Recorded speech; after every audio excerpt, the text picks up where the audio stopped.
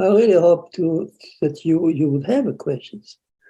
Now, so let's devote today our class to the third and last component of the Sabbath as we celebrate it, as the Torah ordained it.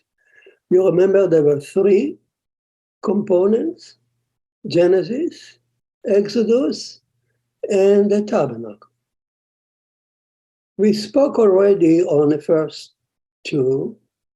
The story of Genesis, we talk about it, about to remember it. All you need is to remember the chart I showed you, the end of chapter 1, when you see the diagram there, the YHVH entering the Sabbath.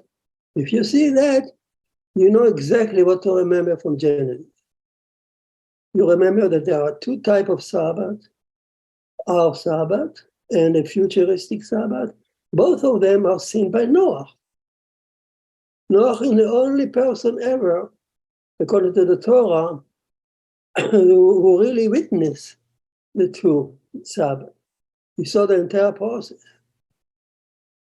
So the concept of the two Sabbath, our Sabbath and the futuristic Sabbath, that we are moving towards it in the end of time, the idea that we are judged before the Sabbath, then and now, and the idea that in order to enter the Sabbath, we need to keep oneness, because if you keep only Elohim, and you don't see the future YHVH entering our world, your universe will be lost. It won't proceed to the Sabbath.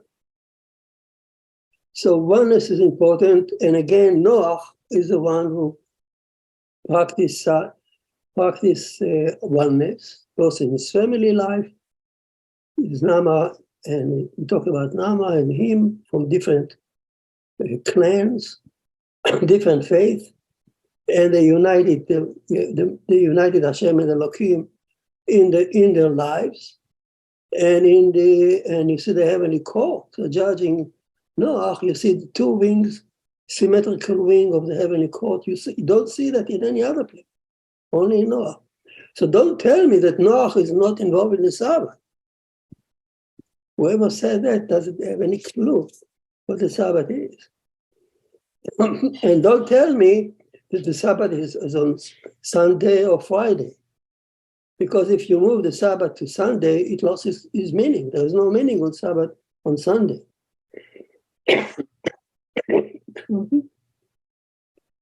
So again, I look in my imagination, I see the chart there, and I know that they're talking about the Sabbath, the two types of Sabbath, the oneness, the kingship of God. We need to overcome idolatry that drag us backward, and we need to accept God's kingship in order to proceed on. All these ideas are part of the songs and the melodies that we sing on Sabbath Eve, at the first meal. It's traditional. The tradition has been established to separate those themes in three different meals.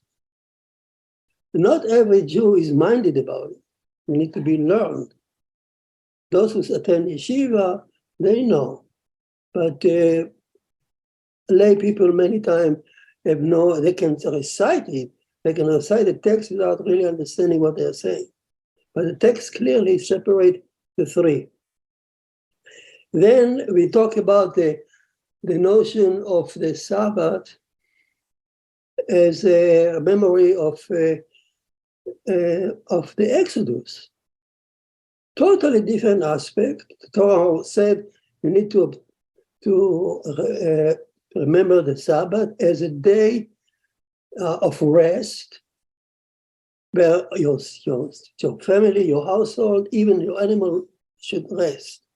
It's a social Sabbath, but it's not just social Sabbath, as Sfat Emet says. We talk about it. it is we remember how Shekhinah, Shekhinah Hashem, intervened in history and in nature to redeem Israel.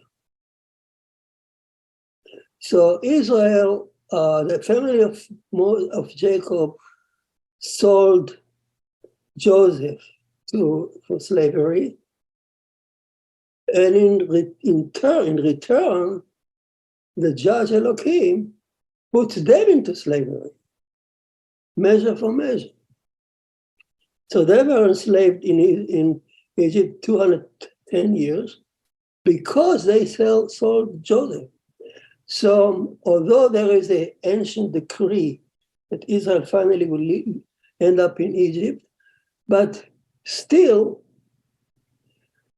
each member of the story, each participant in the story move in his own universe with completely free will. That's amazing how the heavenly court manipulate our lives and history so that the heavenly court will fulfill its wish to lead to, as he told Abraham, your children will end up in Egypt. At the same time, each member, you cannot blame God, because each member actually was responsible for the slavery in Egypt, and so on. So Reuben in his own world, Judah moving in his own world, and Joseph in his own world without being aware of the kingship of God behind it, who operate behind the scene, and that's called kingship. At the same time, the kingship of God pushed us to Egypt. Hashem Elohim, Hashem, YHVH, showed herself the first time as a redeemer, as a savior, who took out Israel from Egypt, from being the slave to the idols of Egypt, as well as from Pharaoh. And as we said, so what do we need to remember here on the Sabbath? As Svatema said, look, this is not just for Israel's story, it is for the entire world. The Torah is telling us that Hashem will help intervene in our history to redeem the whole human race from slavery to freedom and to the Torah. So that the stage in the redemption of the world, not just Israel. So that's why we need to remember on the Sabbath, the Exodus, and that is very relevant to the Noahide as well. We also mentioned last week that in the story of Genesis, as Israel came out from the split, from the miracle of the splitting of the sea, they were going to get the Torah. And all the nations around them were impressed. They put a joint, Sfatema says. But the Torah is now telling us of two Noahide, that actually one spoiled it and one helped it. Amalek came and attacked Israel, and it was a fierce battle. And although it was defeated, but the impact of Amalek was enormous on the surrounding nations and until today. So there are many examples of nations and their leaders who have tried to destroy Israel like Amalek. They are, by definition, Amalek. We saw it just recently, how efficient they can be. So that's one option that Noahide have. And said Svatema, he said it before the Holocaust. And he said, well, on the other hand, there was one person, his name is Hitler, who acted against the the wisdom of the society around him. He did join Israel. And he was the first Noahide who formed the seventh camp around Israel. And he showed us another option. He shows Noahide another option. You don't have to follow Amalek. You can follow me, and better follow me and support Israel. And we know that the Senate of Yitro actually sat in the Sanhedrin for generations. It's a remarkable story by itself. So these are the two aspects of the Shabbat of Genesis, and one from Exodus that certainly are relevant to Noahide. Now, you don't have to sit on the Sabbath and learn all these things. You prepare yourself during the week for the Sabbath. So you learn the classes, Torah classes, and you focus your life. You buy things for the Sabbath, you prepare for the Sabbath, and you also learn for the Sabbath. Otherwise, the Sabbath comes and it's meaningless. On the Sabbath, it's not good to learn. Sabbath is devoted to enjoy with the family and to feel that you're exposed to the Shekhinah. And so that's not time to learn deeply. So these are the two aspects in general which are related to Friday evening, so Sabbath Eve meal, and then day meal. The text that you read before, or the blessing before the meal, show that one is devoted for Genesis, and the other one is devoted for Egypt memory, especially as kingship, God and redemption. God has revealed himself as a king who intervened in human history the first time. And he is a redeemer and savior. Okay. You notice that those terms are actually taken by another religion, because the other religion stems from Judaism. But whoever started the new religion used those terms, savior and redeemer, but they don't know. I mean, the other religion has no clue what we are talking about. And the fact that they move it to Sunday destroys everything. They have no clue what we are talking about. Okay, now we said we're going to move now to the third and probably the most important one aspect of the Shabbat, which is traditionally deferred to the third meal, Suda Shlishit, which is observed. We don't use it over big meal because we already had big meal at midday, but it's conducted in a little different atmosphere. Yes, small meal, but the atmosphere is different. I'll show you how. Suppose you end up, let's say, in yeshiva. You enter a yeshiva, and it's a Saturday afternoon, almost dark.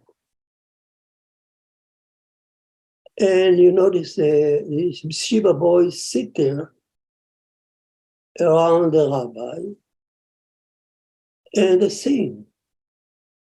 On purpose, the light is kept dark. You don't turn it on Sabbath, but you don't even turn it. You don't even turn the clock on, electronic clock. So it's better to stay half darkness. And the mood is just beautiful. They sit there for hours. They chant usually one or two songs, and then they stop. The rabbi intervened with few Torah words, wisdom of Torah. As they finish, they continue singing one or two songs. The rabbi speaks again, And it's singing, it goes on and on and on. And the melody, the tune, is a little, not melancholic, but kind of sad a little bit. Saddened because you escort the queen of the Sabbath. You feel that the Sabbath is departing from you. So the songs are specially sung, special melodies.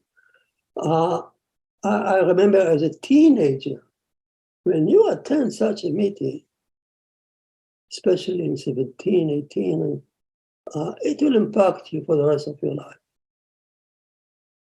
Such a holiness, and when you hear the rabbi talking and the singing that accompanies. So what are they talking about? What are they singing about? And what is the third meal? So this meal is this time of the day is dedicated to the third aspect of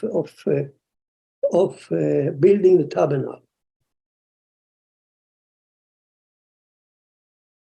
So on the third aspect of the Sabbath, as we're going to talk now, is when Moses came down from Mount Sinai the second time with the tablets, said to Israel, I forgave you, come in the name of God. He established that day as a day of atonement, Yom Kippur, and he ordered them to erect the tabernacle and to keep the Sabbath. So why does it have to repeat the prohibition of the Sabbath? And he says, I'll read it to you. So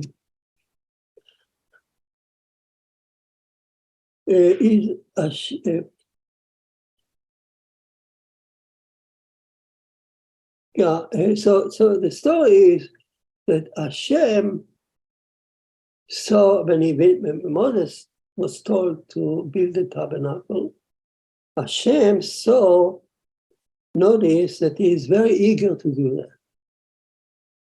You're eager to do regular work, to make your car, that's fine. But to build the tabernacle, you're especially eager to do this mitzvah, especially Moses. So Moses was fascinated. He was full of his desire to keep on doing the Sabbath, keep on building the tabernacle, even on the Sabbath. So God, seeing that he was so eager to do that, so God interrupted, YHVH, interrupted and said, for 6 days, maybe a work may be done, but the seventh day shall be holy to you, a day of complete abstinence from work, for Hashem. Whoever does work on it shall be put to death. Oh, if you pay attention, it's a whole new idea here. It's gone. There's not a word about Genesis, about Hashem resting, not a word about the Shekhinah coming down, not a word about Egypt, and not about rest, social rest for your family. Instead, a day of complete abstinence, Shabbaton in Hebrew. It's a complete abstinence from work.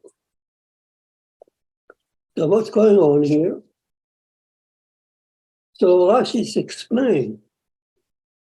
Hashem was telling Moses, those very work that you are so keen about doing it for the Sabbath, like putting posts in the ground, putting the fence,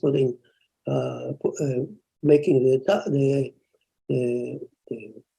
furniture, the art, any type of work that you wanted to do, you're so keen to do in order to build the tabernacle, those very work you should abstain from working on the Sabbath. You should refrain from doing any construction work on Sabbath, but especially those. So from here we have a new idea that those works that you wanted to do for the Sabbath, for Hashem tabernacle, you should refrain. Who refrained from work on the Sabbath? If you go to Genesis chapter 1, Elohim, not the Shekhinah. Shekhinah rested, always rested. The scribe is resting on the Sabbath, because that's what she wanted to do, the rest. But when you come to Elohim, he abstained. Chapter number 1 says he wanted to continue, but he abstained. So Elohim abstained from work, and because of that, he says to Moses, you should abstain from work too. You emulate Elohim. It's the first time ever that this topic is introduced, because in all the previous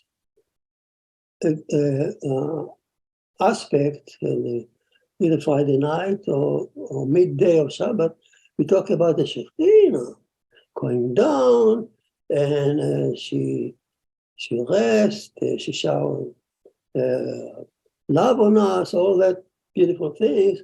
We never mention Elohim. Here, for the first time, the Torah focuses on Elohim, who built the 6 days. And now, when it comes to Sabbath, you abstain. And therefore, we should also abstain. If you wish, you think about it. Elohim was also built our universe as a temple, as a place for the Shekhinah to come in. So when we build the temple for the Shekhinah to come in, we emulate him. So in that aspect, we emulate chapter 1. Now, since Elohim is so much in focus here, Shabbat, the word Shabbat in Hebrew doesn't mean rest. Shabbat means abstain. That's the source of the name. Abstain from work. So you said that the Elohim abstain. The Talmud asks how many type of work you abstain.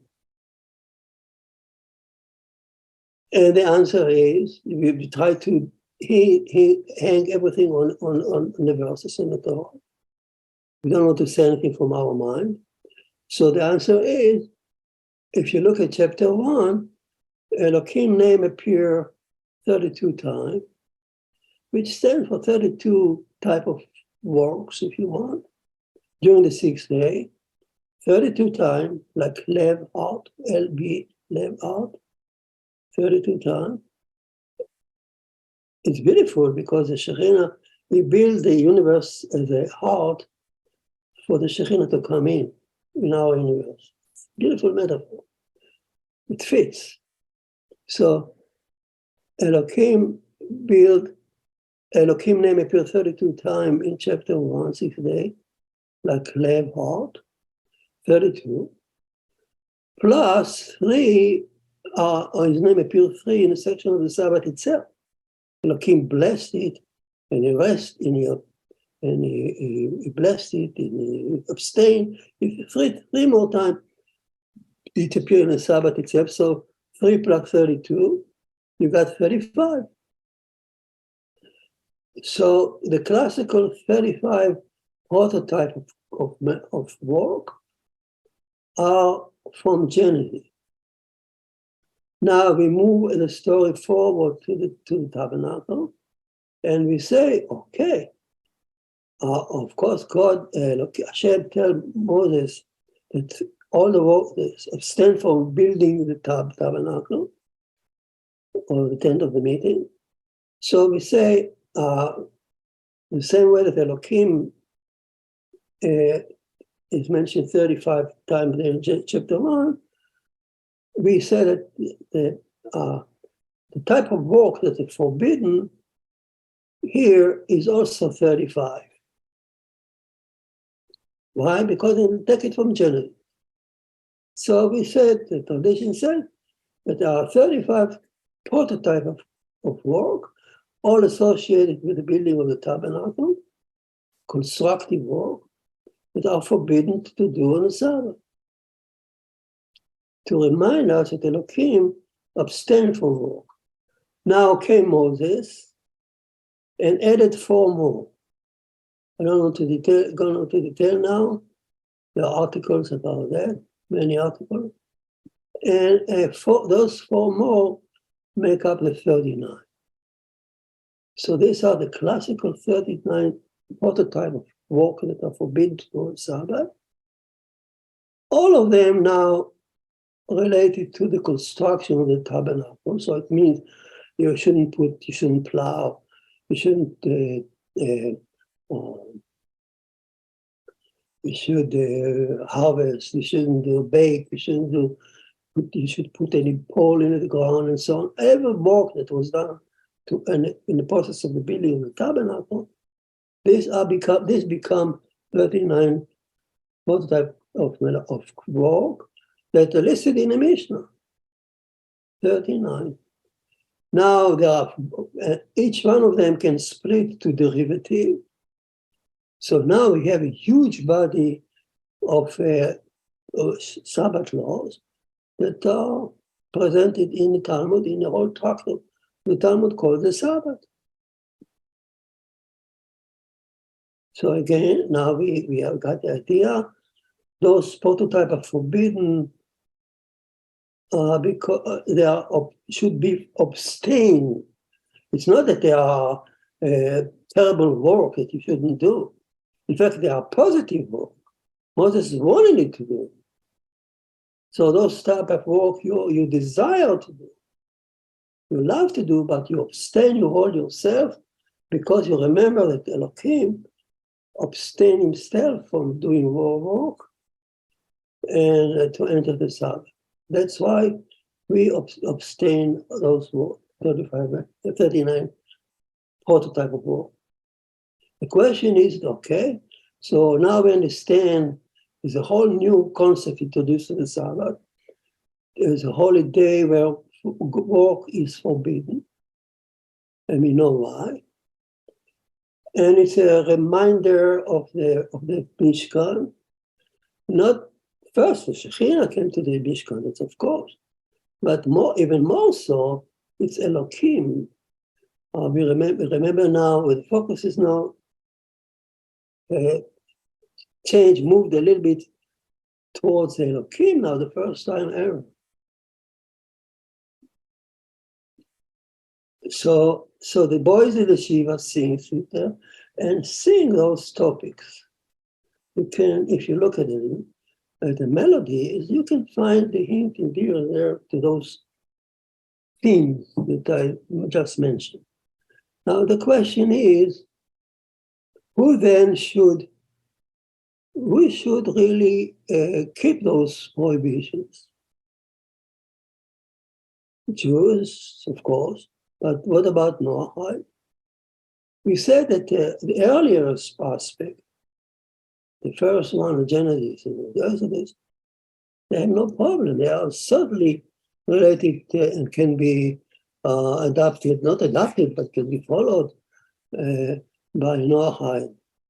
To welcome the Sabbath, to sing song, and to remember God as a king, and all that is beautiful. But what about the laws observing the Shabbat in a harsh way? It's forbidden laws.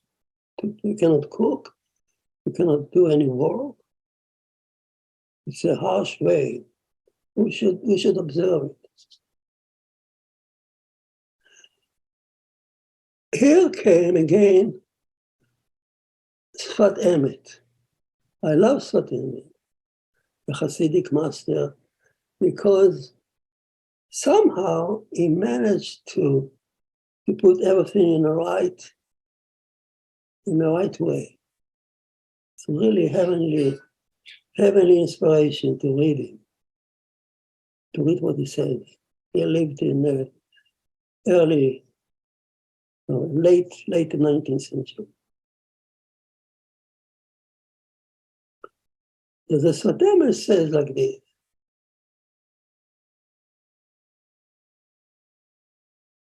who speak those laws?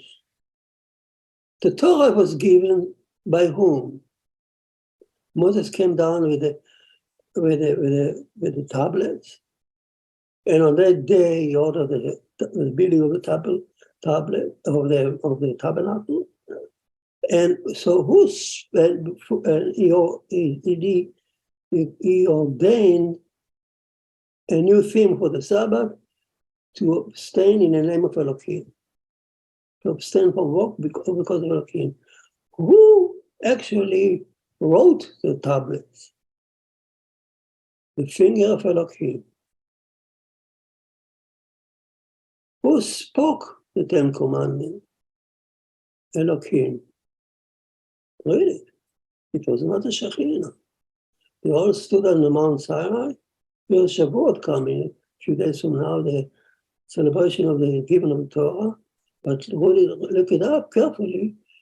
Elohim spoke all the Ten Commandments. Why did Elohim speak and not the Shekhinah? Says Sfat Emet. You know why? Because Elohim, the attribute of judgment, want us to keep the 600 commandments not as a way of chesed, but as a way of law, so that we can earn our credit by the law, by obeying the law, and not by act of chesed from God.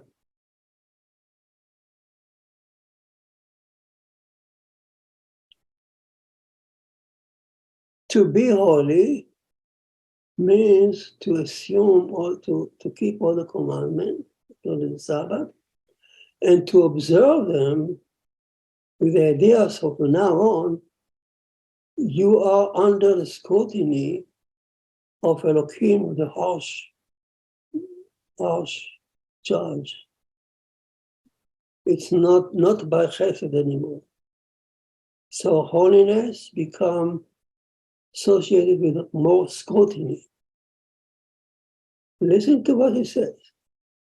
For 29 generations, until the time of giving the Torah, humanity was conducted under the guidance of the Shekhinah, YHVH.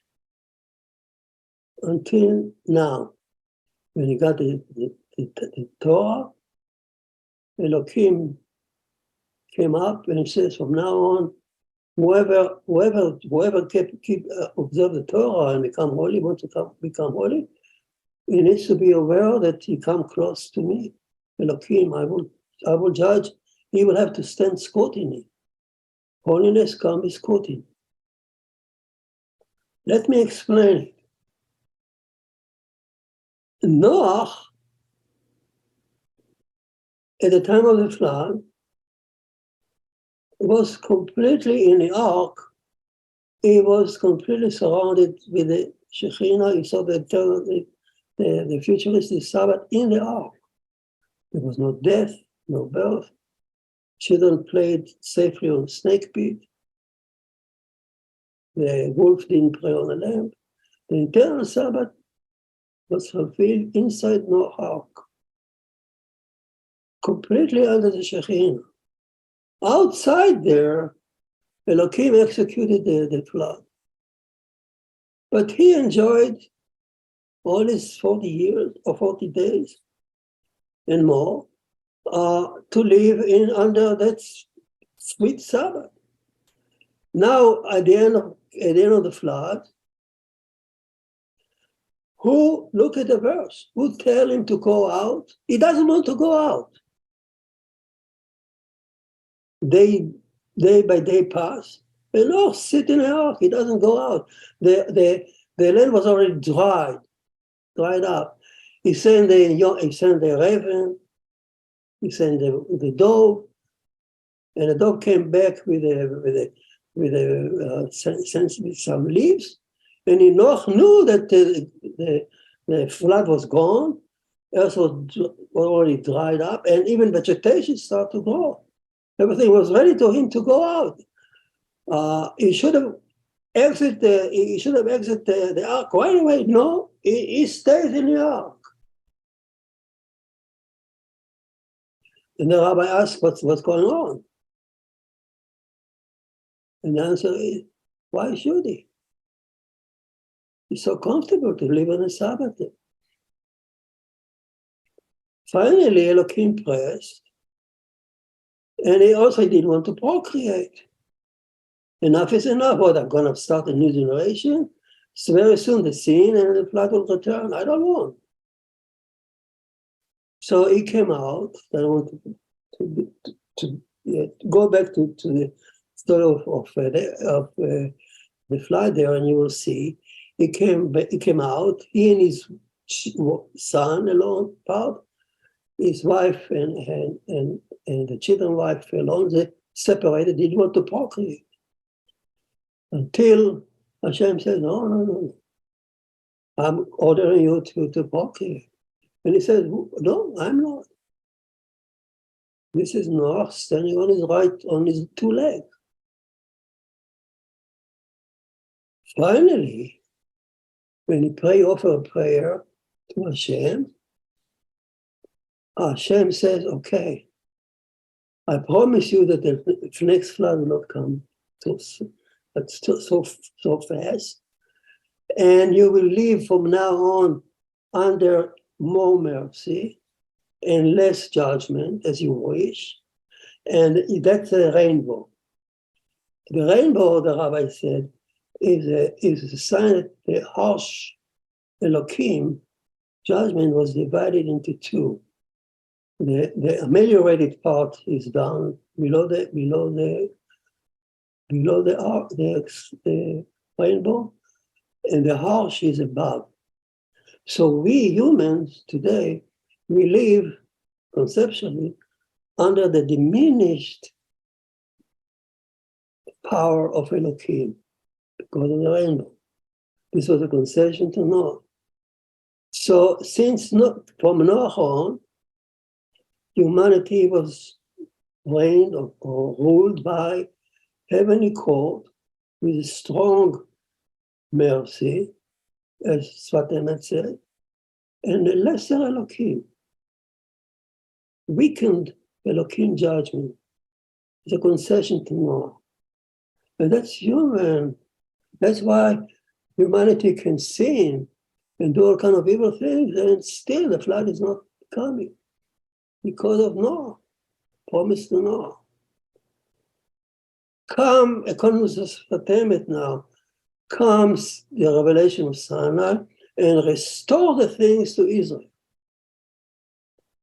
The harsh Elohim shows up in full force. No more protected by the rainbow. Says Rabbi Zvi Aviner, the author of the Zohar.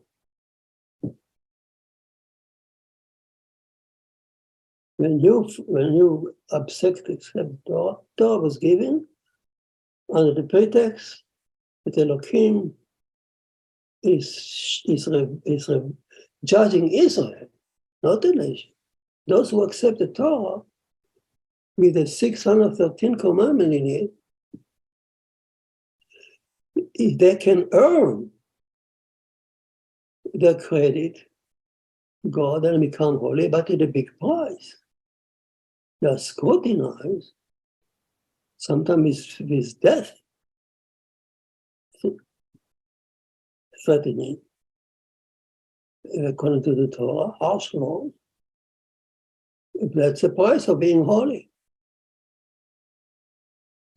And since the whole idea of abstaining from work on the Sabbath comes from Elohim, so that aspect of the Sabbath is pertinent to those who live under Elohim's scrutiny.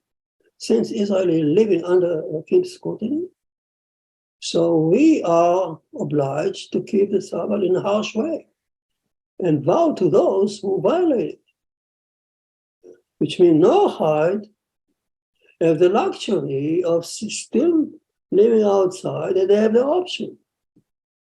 You can stay outside, there's nothing wrong with that, under the promise of Noah. You have the heavenly court with full force of mercy, and a little bit judgment, but you're not scrutinized. You don't have to observe the Sabbath in a harsh way. You have the option of follow that. By this you follow Yitro, who was very happy just to surround Israel and support it. You also have the option of Yitro children who really join Israel and assume on themselves the 600th commandment in full like any other Israelite, and they became a member of the Sanhedrin. So the option is left to Noahide how to celebrate that third part of the Sabbath. So that's why I would think I'm small one. I'm not a big posek or any big rabbi, but to my thinking is that whereas in the first two aspects are certainly relevant to Noah. It should be taught, should be learned. To remember the story of Genesis, to understand what it's all about, to understand the Exodus, not to eat matzah and to emulate a Jew in the Seder night. That's foolishness. But to draw the conclusion to celebrate Passover as a God coming down to redeem the universe, redeem the entire mankind, to help us to overcome, to be free from idols, free from Pharaoh. That's a beautiful idea. And you have the two options: to remember Amalek, to see I'm not going to join Amalek, I'm going to join Yitro. So that aspect is certainly should be kept for Noahide in the midday of Shabbat. The third option, or the third the last part of the day dedicated for the Shekhinah coming down and giving the Torah. Now you understand that since Noahide, the definition, have the option not to observe the Sabbath in a harsh way, so there is no need to celebrate the Shabbat in that way. You can mention it, but with understanding, but you don't. I don't think it's appropriate to really emulate the yeshiva boys there and their observance of the Shekhinah and the story of the Sabbath.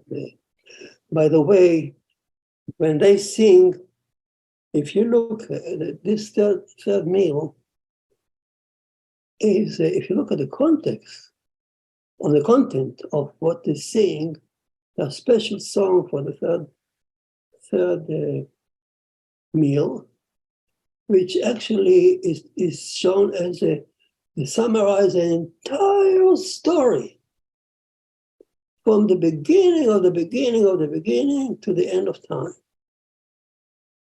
according to the Zohar. Which means you start with a song that the first real that went up on God's mind to create universe.